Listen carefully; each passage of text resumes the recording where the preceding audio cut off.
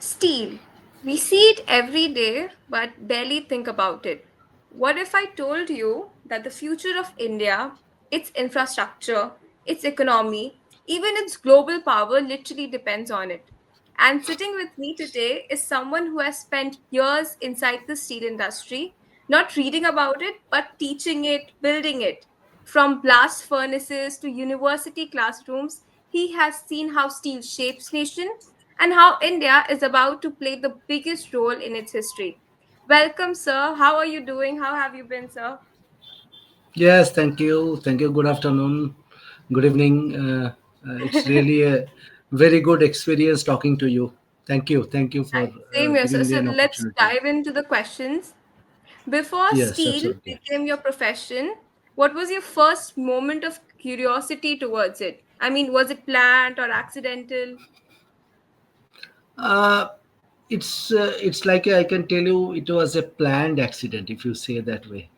Honestly, during my days of Jadavpur University, I was fascinated with by how something like iron, it could be at something transformed into a material by which the literally it builds a nation. It was not a Yes. childhood dream, but once I stepped into the world of metallurgical engineering, the complexity, the science, the scale of steel making, iron making, it has drawn me into this metallurgical field completely. So I should say that it is a planned, accident. Yeah, because I agree with what you're saying. Because most people don't wake up one day and say, I want to work with blast furnaces. So, what made you choose metallurgy here?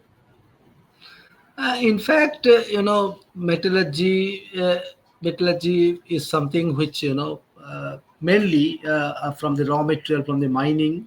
Raw material is mined and taken into the steel industry, and then it is transformation happens from the raw material to steel. So it's basically a transformation of some material to a different kind of material. So for me, it's like my choice. I should say. I like to transform myself. It's not the transformation of the metals into the raw metals into metal, and it's also transformation of myself. So that's what it has intrigued me. In this field, I should say that way. Got it, sir. So I want you to ask about your early career at that Vizag steel plant. If you could describe it in Yes. one word, like what would you say? If you could describe in one word your Absolutely. experience working. Absolutely, it's like it's a self development, it's a transformation of me. you know uh, uh, I have been from a very from the childhood onwards. I was in villages and then came to Calcutta, studied in Jadavpur University, and after Jadavpur University, the place called Vizag, it has really intrigued me, and then brought into that place. When I joined Vizag Steel, it was something like a village gone to a place where it's a cosmopolitan city, a beautiful surroundings like sea, hilly region, then forestry area, just awesome area. One, in fact, when I went to Vizag for writing the exam, I was in love with the Vizag. So I thought it's better if I get a chance to work here in Vizag Steel.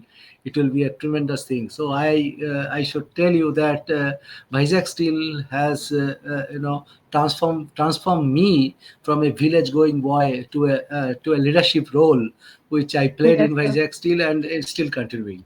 So that's the thing. So talking about transformations, you have worked both in heavy industry as well as in academics. You have been a professor, a director. What is the difference, the biggest difference that you see in both of these worlds? Because these are polar opposites. Absolutely, absolutely. These things, are the polar opposite. But I think, tell you, uh, the academic industry, which talks about, idea, innovation, and in fact it's about the impact you are creating to the students, you know. But in case of industry, it is always so in steel industries talks about tons of steel, Yeah. tons of iron, something like that, tons, and then time and the cost. So tons, time, and the cost, these three things are from the industry. And innovation, ideas, and impact, it is talking about the academic industry. Rather, the Vizag Steel, where I was working, it has given me an idea of how precision, discipline of precision works. And in fact, the academic is something, which I tell you, is that it gives you an opportunity to ask questions and explore the things. It gives you a freedom to talk about anything, the academics. So it's a very, very, complementary thing, which I don't think that there is absolutely no problem. So both the things have its own impact into my life. So that's the thing. So, when we see students, the Gen Z students, they see the tech, the coding, and the startups as very cool. What would you say Yes. that makes metallurgy equally exciting and cool for us Gen Z students?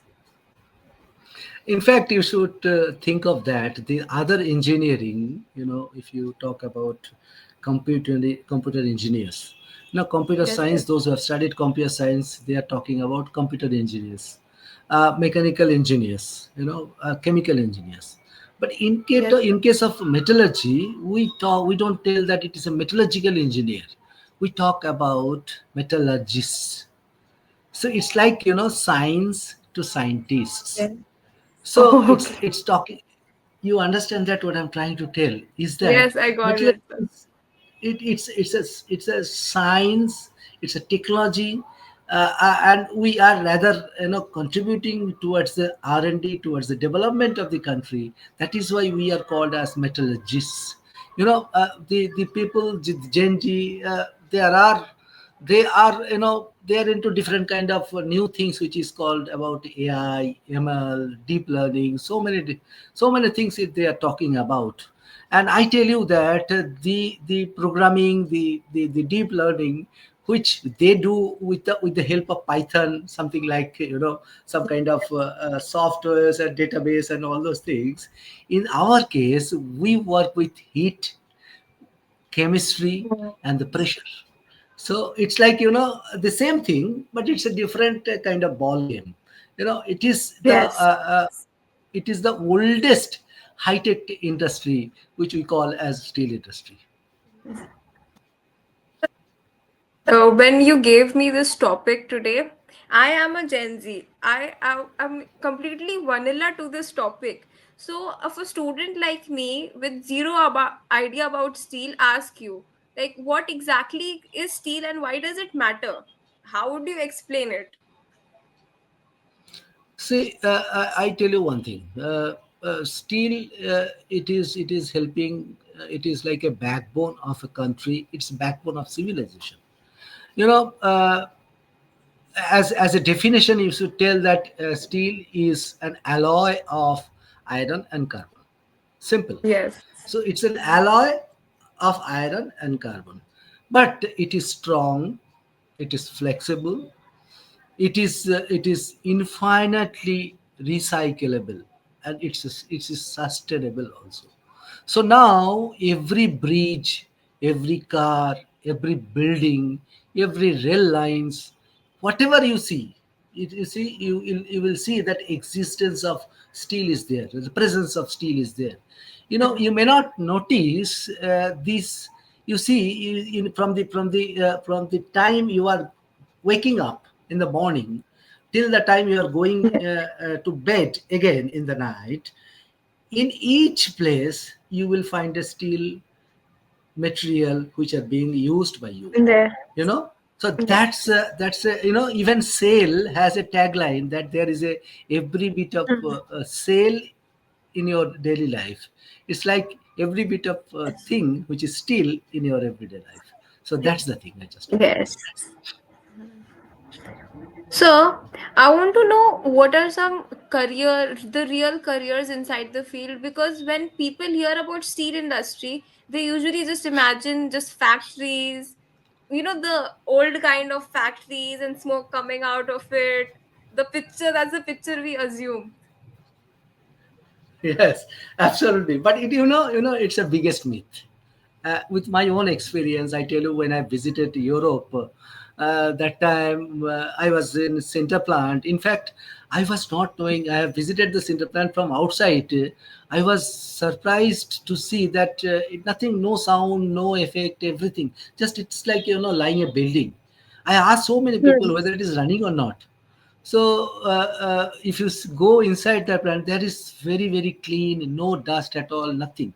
But in our country, it's totally different. But there is a change. There is a change in the attitude. There is a change in the Yes. policies. Government is also looking after it, and there has Yes. been a different kind of approach, which government and the industrialist and each person also is getting aware of these conditions. Mhm. In fact, government has given a target to become a net zero by 2070. You know, it's really a good thing, and the journey has already started. That way. So, can I hear more about your Europe visit? When you said it's so clean, when you compared it with India as well. What are Yes. few factors that you really liked about the when you visited the factories and all? What was the main aspect of it? What did you like? Uh, you're talking about European plants or Indian plants? I have visited almost No. all the biggest plant. Yes, tell me. Yes.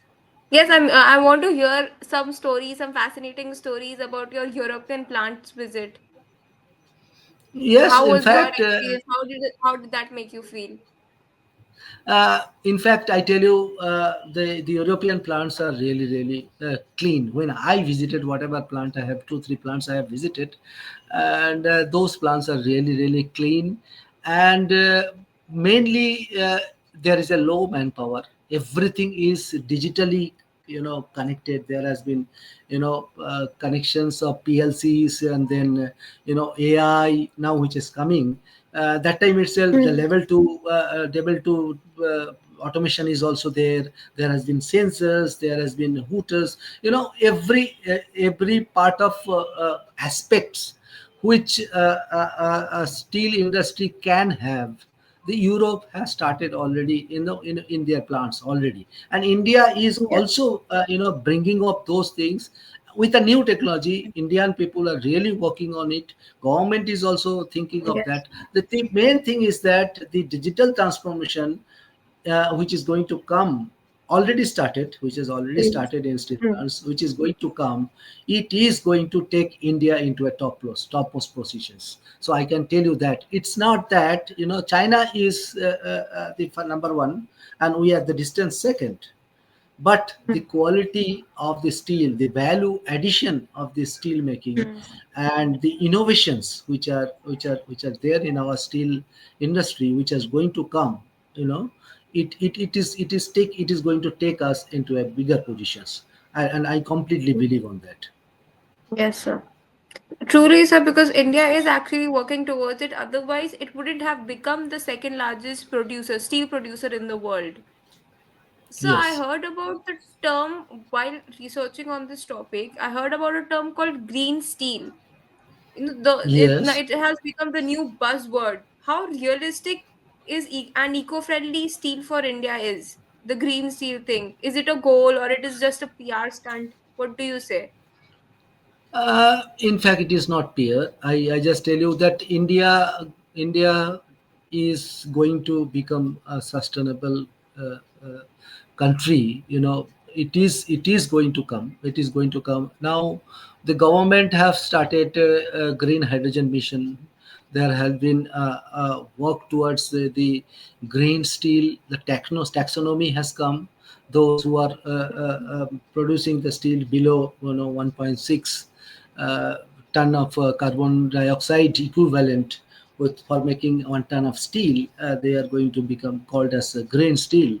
And in fact, there are new technologies which is going to come, which is hydrogen based iron making, the renewable energy which is going to be integrated into steel plants. There has been an effort of like biochar, carbon black usage into the steel plants, and there has been new efforts of carbon capture, which is almost within the reach, and already people are working on it. In fact, in case of hydrogen mission, government 2024, in the year 2024, has given three projects which is going to be they are going to, in three places, Tata Steel, SAIL, as well as JSW, they are going to produce DRI plant, which is purely 100% hydrogen based. And in fact, RDCIS sale is going to bring out 3,000 tons per day DRI plant, which is purely 100% hydrogen based technology. So these are the things, these are going to, the efforts government is taking, and it is going to change and then shift into a different kind of positions, which is not at all a buzzword. I should tell you, it's not a peer words. It is going to happen. Wow, so it's so fascinating to hear about all of this. So, when we are speaking about Indian steel, the made in India and sold in a concept, do you think that can you see the Indian steel dominating the global markets in the near future? Absolutely, absolutely. See, we are expanding our reach. India's value added specialty steel are finding global buyers. I tell you that the focus on R&D, in fact logistics and certification. Indian steel are going to be a biggest impact into the world, which is of not only the quantity, it's also a quality. So make in India and made in India, or something like that, make in India, Viksit Bharat, these are the terms which government is already has coined into it. So these are going to give its effect within maybe 5 to 10 years down the line. So it is going to happen.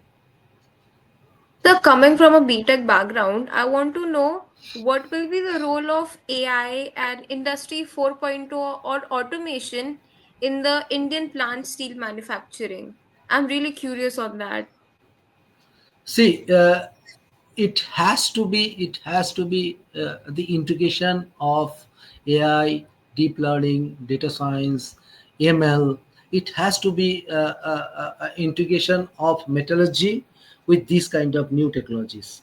Then only, the transformation will happen. It's not the metallurgist people will only work in the steel plants. There are other people, the digital footprint which is going to come into steel plants. Already it is there, already the people are working, and it is the food plants is already there, and it is going to increase, and the new technologies, new engineers are going to come who are knowing about this, so they can, bring out these kind of impact into steel industry, and steel is going to be there.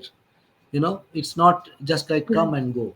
It's from the oldest civilization till the last Yes. part of it. It is going to be there. There is no doubt in it. So, if you had the power to change just one thing in India's steel sector, be it policy, be it education or mindset, or anything would you like, what would it be? What would you like to change? It's like, I want to change the integrations. I should tell you that the integration between academia, industry, and the policymakers. So we are in academia is working. It's like, working in a silos. There are three Hmm. silos available. Three people are working in a different silos. So it's the integration of these three, like, academy, industry, and the policymakers. These are the once you Yes, sir. integrate these things, and the students who are going to come into the industry, they are already knowing about industry. They are knowing about the industry policy decisions, policy directions, Yes. those people can, the outcome of it will be really a game changer. I tell you, collaboration, the collaboration between industry, academia, and the policymakers is the missing alloy. And if it Yes. is there, India is going to be a successful country. Yes. So basically, you're trying to say that hands-on skills and hands-on learning for students, that main thing, I think, that will really help our students to gain real hand experience as well, be it in any industry, not only in steel industry. I think that is required, because till now we are reading those 50 years back syllabus, which is not at all valid in this present time. So colleges and schools really need to work this up. So It's what not. is the opportunity? Yeah, yeah, please continue, sir. Yes, yes. What is the opportunity we're talking about? Please go ahead. Please go ahead. Yes, I wanted to know what are the opportunities young students who enter metallurgy now? Like, it is a sunset industry or a sunrise one? It's not absolutely no sunset. It is sunrise. So first of all, I should tell you that way. Don't think that it is a sunrise for all of us. In fact, it is the right time.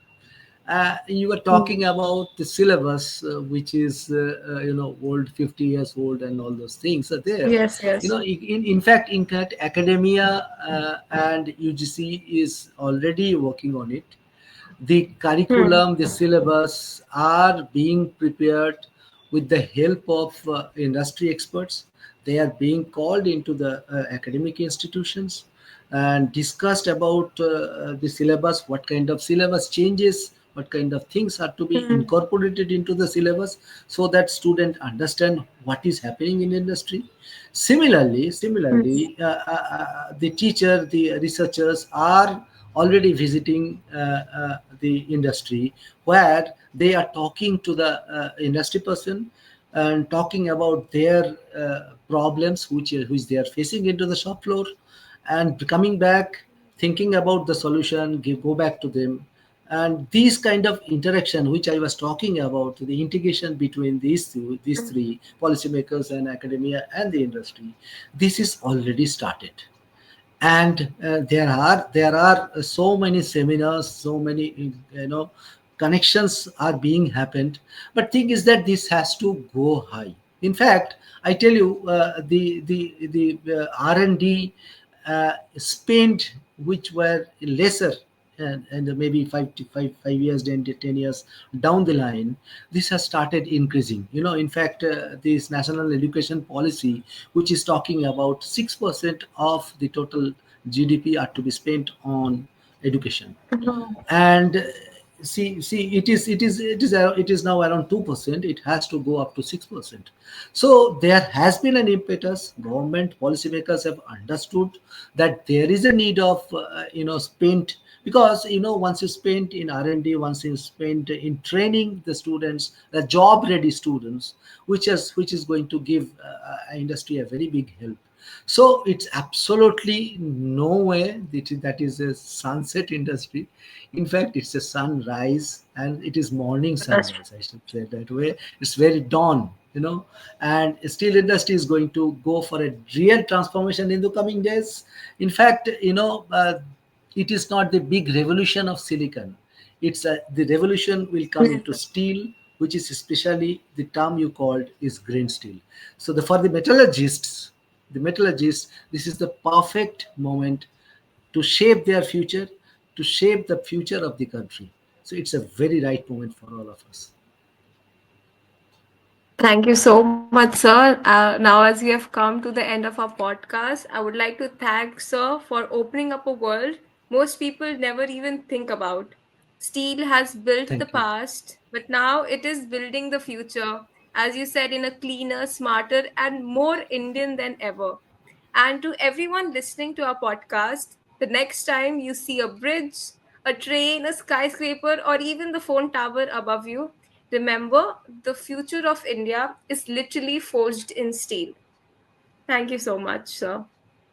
Thank you so much. Thank you so much.